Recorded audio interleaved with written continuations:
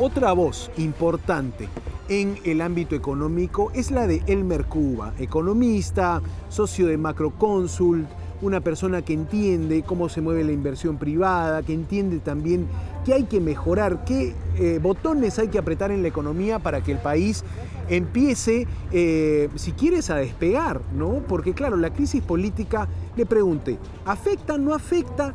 Mira su respuesta. Él me dice, Santiago, tampoco creas en este espejismo de que estamos súper bien, me dice. No te imaginas cómo hubiéramos estado de bien si estos 10 años no hubiéramos tenido crisis política, me dice. No te imaginas.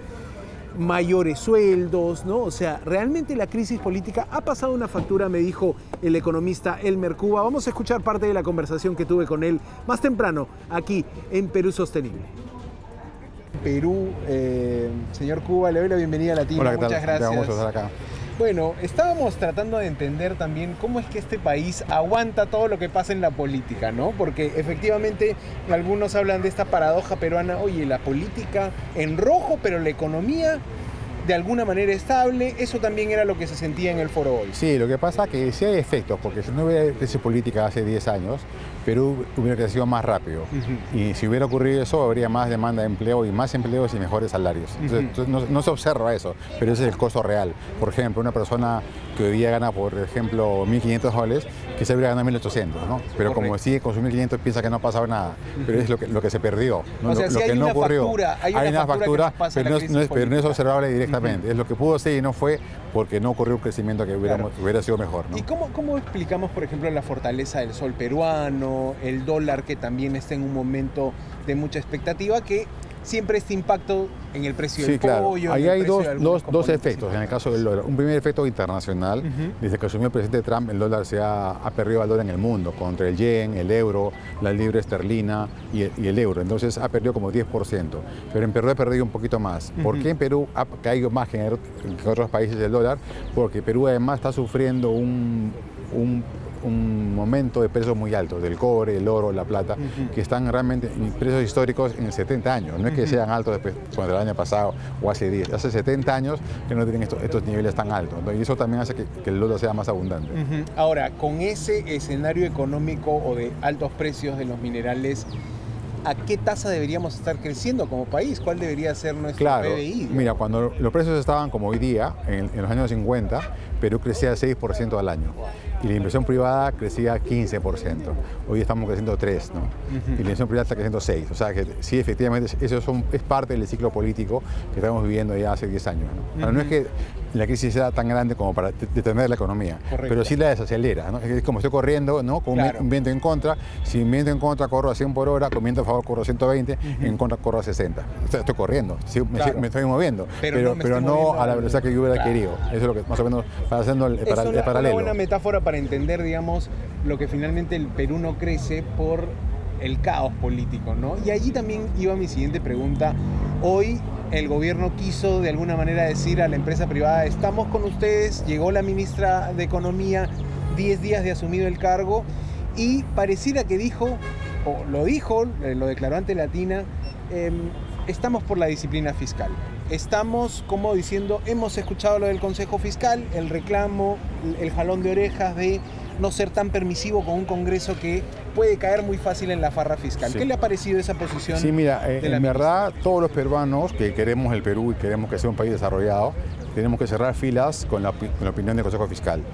Es una opinión muy negativa sobre el Congreso, no sobre el Ejecutivo, pero el Congreso que daba normas que no respetan el equilibrio de finanzas públicas que hemos tenido en 35 años. O sea, si hay un enemigo hoy día de la estabilidad, ha sido este Congreso que es el más irresponsable en 35 años en la parte del modelo económico. Eso sí es jugar con fuego, ¿no? Eso le pasó a Colombia, por ejemplo, y Colombia ya perdió el grado de inversión, la tasa de interés de Colombia es mucho más alta, el sector privado paga más caro también por los créditos hipotecarios y la economía crece menos. Entonces no queremos que eso pase en el Perú, ¿no? Correcto. Hay que cuidar cuidar al 100% lo que hemos logrado en la esfera macroeconómica. Ahora, la idea del Consejo Fiscal venía también por decir, oye, hay un tema acá con los ministros de Economía que se muestran con cierta debilidad, cuando antes el ministro de Economía tenía esa fortaleza de ser un candado, digamos, a cualquier intento populista del Congreso de decir, te subo las pensiones, te doy este presupuesto. Sí, pero en verdad no es una crisis del ministerio ni de los ministros como personas, es una crisis del Ejecutivo ante el Congreso, ¿no? Porque no es el ministro se puede poner digamos, bien, puede renunciar también, claro, pero va a venir otro que va a aceptar, ¿te das cuenta? O sea, el problema está en el Ejecutivo. O sea, una fortaleza en el Ejecutivo, un equipo de gobierno que pueda plantarse ante un Congreso regalón, digamos. No, las bancadas adultas del Congreso tendrían que ponerse pues, pantalón largo y decir no a la farra fiscal, ¿no? O sea, usted cuando dice adultas, quizás los partidos políticos con más historia, o sea, con más presencia en la vida política. Lo que pasa es que hay una especie de cooperativa mal entendida, ¿no? Hoy votas por mi proyecto agrícola y yo voto por tus profesores y luego me debo más gasto o me debo más exoneraciones. Claro. Esa cooperación negativa es la que hemos visto en este Congreso, ¿no? Claro, y eso tendría que cambiar. Hay que ponerle fin a eso porque el Perú es más importante que esos pequeños grupos que están sacando provecho ahora, ¿no? Ahora, hoy también se habló mucho de desarrollo humano, que es una de las líneas principales de la sostenibilidad también, ¿no? Y en el Perú seguimos teniendo, por ejemplo, a un joven que no tiene un empleo de calidad, un 15% de desempleo en Lima metropolitana. Cuando le preguntan tanto al empleador como al joven, ¿por qué no consigues esa primera chamba? Dicen, me piden prácticas, no tengo prácticas preprofesionales. ¿Cómo podemos abordar esta problemática? Con el crecimiento económico.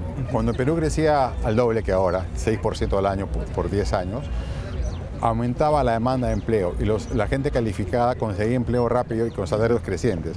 Y la no calificada también mejoraba sus salarios porque había más demanda de empleo. Ahora que estamos creciendo apenas la mitad, 3%, solamente consiguen empleo los educados, que son pequeños jóvenes. El resto del país que no ha tenido la suerte de tener esa educación, consigue empleos pero a salarios bajos, a un promedio de 1.000 soles. O sea, un independiente en promedio en el Perú hoy día gana 1.000 soles, debajo del mínimo. Claro. Y un informal dependiente está ganando 1.500. Entonces, ahí, ¿por qué pasa eso? ¿No? ¿Por qué el problema es ese? Porque no crece el Perú. Si el Perú fuese más grande en lo económico, habría más demanda de empleo y los salarios comenzarían a subir. Y eso sí ha pasado, no es que pasa en otros países. Ha pasado acá mismo, pero apenas hace 10 años se echó a perder. Claro, o sea, si estos 10 años de crisis política, una década turbulenta de cambios de presidentes, de gobiernos inestables, se hubieran manejado de otra manera, usted dice, un sueldo estaría por encima de eso. Tranquilamente un 20-25% arriba, en términos reales, ¿no? Si nos comparamos con otros países de la región, en Chile, por ejemplo... Mira, un salario promedio en Chile debe ser un 70-80% más que Perú.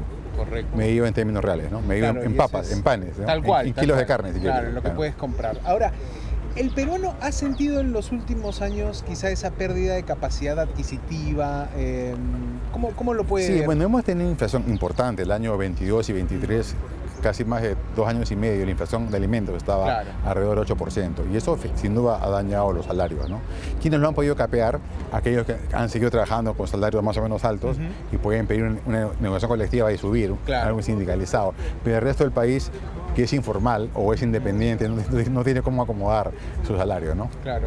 Ahora, ¿cómo ve la perspectiva de este gobierno 9 meses antes de las elecciones? Siempre un periodo preelectoral es movido para la economía, los inversores dicen... Sí, pero afortunadamente no está pasando eso. Eso que pasó con Castillo y pasó también con Humala. Fuga de capitales, sí, temor eso financiero. no hay por ahora. Si tú ves las encuestas del Banco Central, los empresarios están muy optimistas. Piensan que en el próximo año, en septiembre, va a ser mejor que el septiembre pasado. Wow. ¿No? Eso no pasaba en años electorales. No pasaba. O sea, hay una confianza que el ganador no va a echar a perder el modelo económico. Y en el corto plazo tú ves dinamismo muy fuerte en todos los sectores, ¿no? Hoy día mismo Perú está creciendo a un buen ritmo. La importación de bienes de capital está a 2 dígitos. Entonces, estamos en un buen momento y seguramente va a seguir así hasta entrado abril, ¿no? El reto, el principal desafío de la ministra de Economía designada por el presidente José Geri. En el terreno macroeconómico es cumplir la meta fiscal de este año, el déficit fiscal, que tiene que estar sí o sí debajo de 2,2%, y el próximo año, como va todavía a durar 7 meses del próximo año, ¿no? Porque es hasta fines de julio, también dejar encaminar el déficit fiscal para que el próximo año sea 1,8. Si hace eso, va a pasar la historia como una ministra que fue muy responsable y se enfrentó a los vientos populistas, ¿no?